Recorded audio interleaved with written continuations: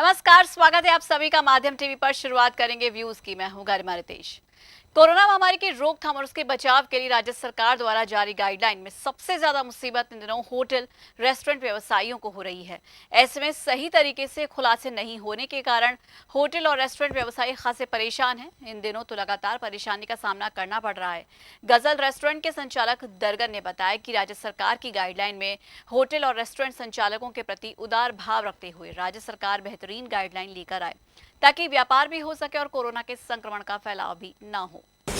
परेशानी तो ये हो रही कि यदि एक सरकार की कोई गाइडलाइंस हो कि आपको ओनली फॉर टेक अवे करना है, तो जो रेस्टोरेंट मालिक हैं या होटल वाले मालिक हैं, ढाबे वाले हैं, वो एक अपना कंसंट्रेशन करके चले गए कि हमको कैसे खर्चों को अपनों को रोकना है और हम कैसे अपनी सर्विस बढ़िया से बढ़िया दे सकें। बिल्कुल। अब यदि गाइडेंस ही सही नहीं होगी कि आपको खाली डाइनिंग करनी है, हम कहते हैं करो, कंट्रोल करो, और कंट्रोल इसको लॉकडाउन से ही होगा।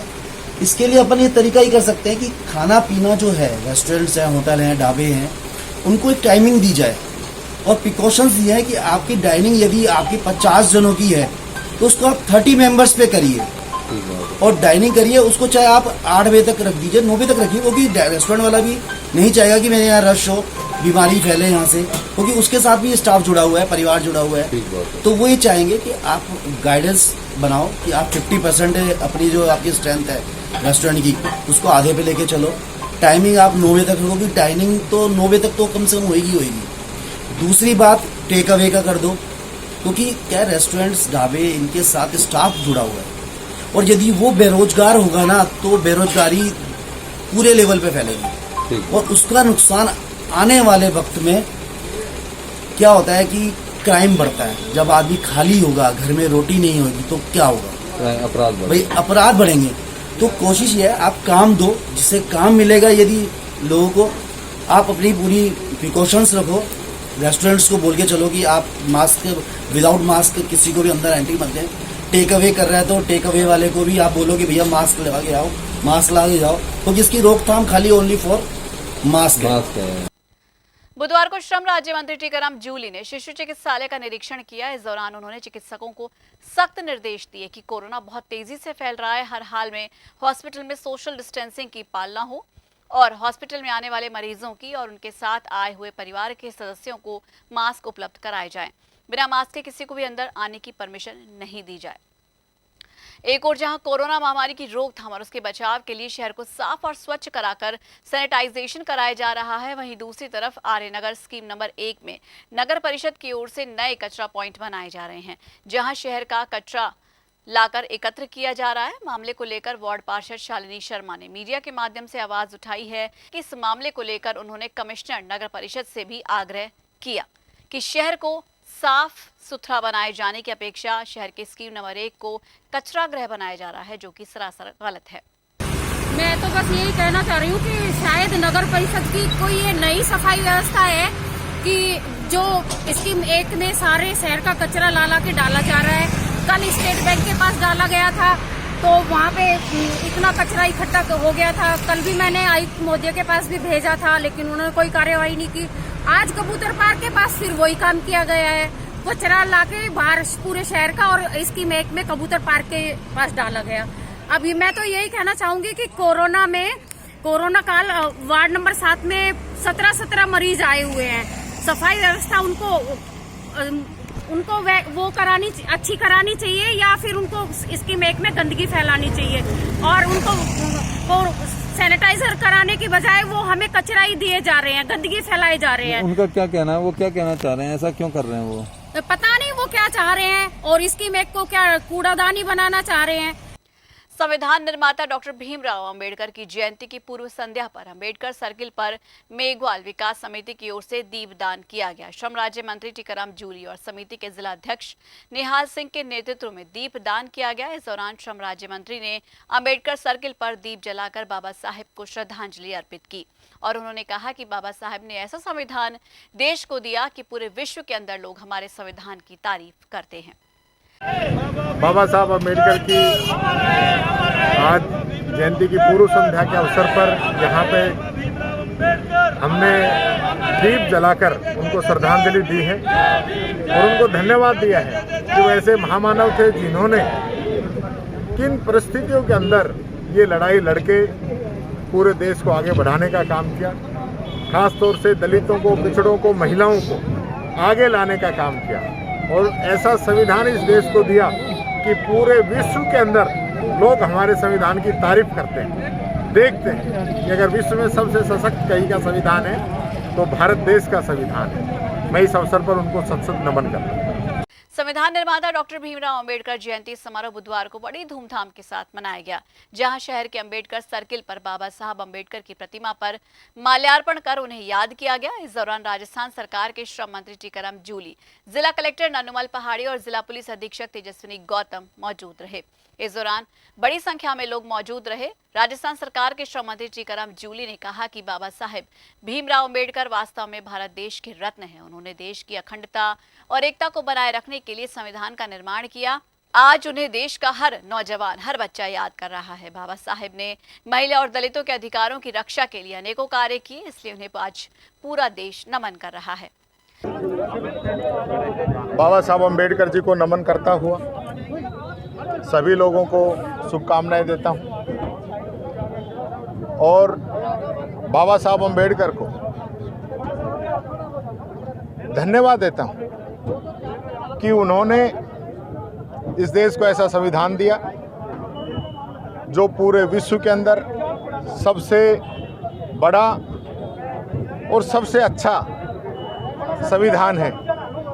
दूसरे देश हमारे देश की संविधान की कॉपी कर रहे हैं और ख़ास तौर से दलितों को, पिछड़ों को, महिलाओं को आगे आने का जो मौका दिया, उसके लिए बाबा साहब अम्बेडकर ने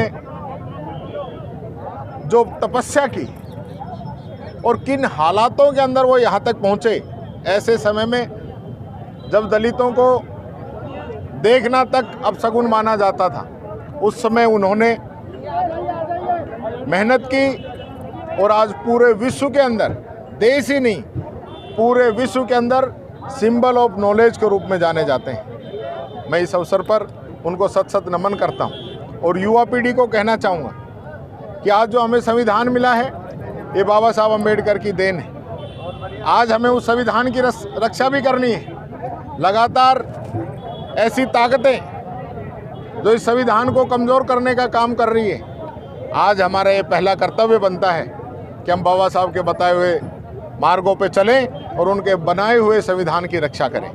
जय भीम। वहीं झजारपुर गांव में अंबेडकर जयंती समारोह मनाया गया। कस्बे के निकट झजारपुर गांव के सार्वजनिक जोहड़ स्थित भारत रत्न बाबा साहब डॉक्टर भीमराव अंबेडकर की जयंती समारोह के अवसर पर बाबा साहेब अंबेडकर जी की मूर्ति पर माल्यार्पण किया गया। उसके बाद संगोष्ठी का आयोजन हुआ, जिसमें कांग्रेस के जिला उपाध्यक्ष पंडित गोपी चंद तारा ने कार्यक्रम की अध्यक्षता की और उनके जीवन पर प्रकाश डाला। कार्यक्रम में जसाई सरपंच संघ जिला उपाध्यक्ष पंडित वीरेंद्र शर्मा ने कहा कि बाबा साहेब के आदर्शों पर हमें चलना चाहिए।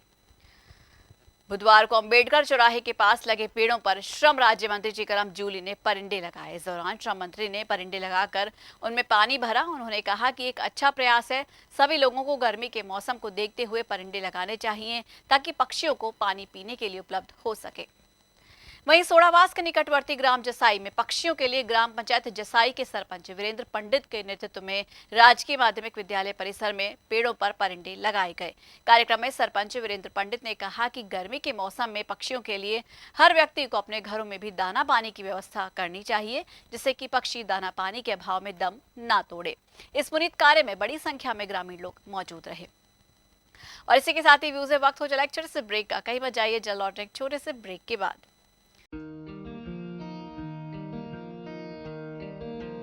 आप सभी अपने इन्वेस्टमेंट्स बचा के रखिए, क्योंकि त्रिहान होम डेवलपर्स अलवर की सबसे बड़ी सोसाइटी अपना घर शालीमार बनाने के बाद अब लेकर आ रहे हैं आपके लिए लग्जरी फ्लैट्स। इसलिए कुछ दिन रुकिए और लग्जरी फ्लैट्स के साथ अपनी नई जीवन शैली की कीजिए शुरुआत। ज्यादा जानकारी के लिए संपर्क करें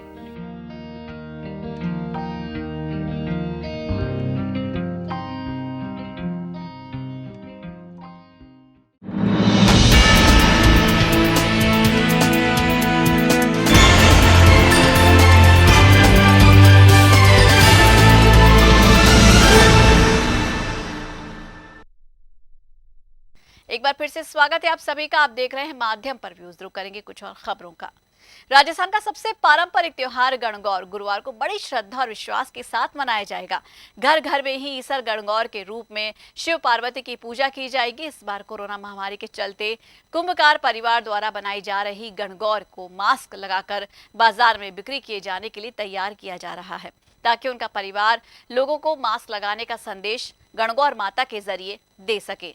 कुंभकार परिवार की महिला ने बताया कि कोरोना महामारी की रोकथाम के संदेश के साथ गणगौर माता की मास्क लगाया जा रहा है, ताकि बचाव का संदेश दिया जा सके। पेश है माध्यम टीवी की ये स्पेशल रिपोर्ट। क्या संदेश देना चाहते हैं? अब की बार हमने पूरे परिवार ने मिलकर गणगौर बनाई है, क्योंकि अब की बार इतनी ज्यादा महामारी फैल रही है कोरोना के लिए, और हमने इनके वो गणगौर और ईसर दोनों के मास्क भी लगा रखे हैं, इसलिए क्योंकि हम बीमारी से मुक्ति पा सके। और इसीलिए सबके लिए संदेश दिया जा रहा है कि सभी मास्क लगाएं और बीमारी से छुटकारा पाएं। लगातार बढ़ते वाहनों के दबाव के चलते अब शहर में पार्किंग की समस्या विकराल रूप धारण कर रही है। इस मामले को लेकर लगातार व्यापारिक संगठन जिला प्रशासन से मिलकर पार्किंग व्यवस्था सुनिश्चित कराए जाने के मामले को उठाते रहे हैं, लेकिन जो जगह पार्किंग के लिए निश्चित थी उन जगहों को व्यवसायीकरण कर बेचैन कर दिया जाएगा। ऐसे में फिलहाल शहर में पार्किंग नहीं होने के कारण दुपहिया चौपहिया वाहन चालकों के कारण दुकानदारों को और लोगों को खासी परेशानी का सामना करना पड़ रहा है। एक व्यापारी ने बताया कि शहर की पार्किंग व्यवस्था सुनिश्चित करने के लिए जिला प्रशासन को ध्यान देना चाहिए, क्योंकि वाहनों की संख्या लगातार बढ़ रही है। ऐसे में हालात बहुत ज्यादा खराब होते जा रहे हैं। हर दिन जाम जैसी स्थिति बन रही है। देख लो, पिछले 20-25 वर्षों से जब से शहर की आबादी बढ़ी है और शहर में दुपहिया और चौपहिया वाहनों का जो संख्या बढ़ी है, इस बात को लेकर के अनेक व्यापारी समूह और व्यापारिक संगठन जिला प्रशासन से शहर में प्रॉपर पार्किंग की व्यवस्था को लेकर के मिले और अपने सुझाव दिए कि कहाँ कहाँ पार्किंग होनी चाहिए। लेकिन प्रशासन पार्किंग बनाने के बजाय जो जगह हमने चिन्हित कराई थी, जैसे पुराना नित्यानंद अस्पताल, न्यू तेज टाकिज का मैदान, ऐसी जगह को यूआईटी और प्रशासन मिलकर बेच रहे हैं, बल्कि पार्किंग की व्यवस्था नहीं कर रहे हैं। सागर जलाशय की देखरेख के अभाव में इन दिनों सागर जलाशय में बड़ी संख्या में मछली मरने के कारण वहां के आसपास के रहने वाले लोगों को दुर्गंध का सामना करना पड़ रहा है। इस मामले को लेकर आसपास क्षेत्र के लोगों ने कई बार स्थानीय पार्षद और अधिकारियों को सूचित किया, लेकिन अभी तक किसी भी तरह की समस्या का समाधान नहीं हुआ। उल्लेखनीय है कि घूमने आने वाले लोग मछलियों के लिए बड़ी संख्या में आटे की गोलियां लेकर आते हैं, जिसके सेवन से मछलियां मर रही हैं। स्थानीय लोगों ने बताया कि इस समय नर्क जैसे हालात हो रहे हैं, पानी भी गंदा हो रहा है। कुछ समय पहले संभागीय आयुक्त की विजिट के दौरान सागर की सफाई शुरू हुई, उसके बाद अभी तक ऐसे ही हालात हैं, कोई भी ध्यान नहीं दे रहा।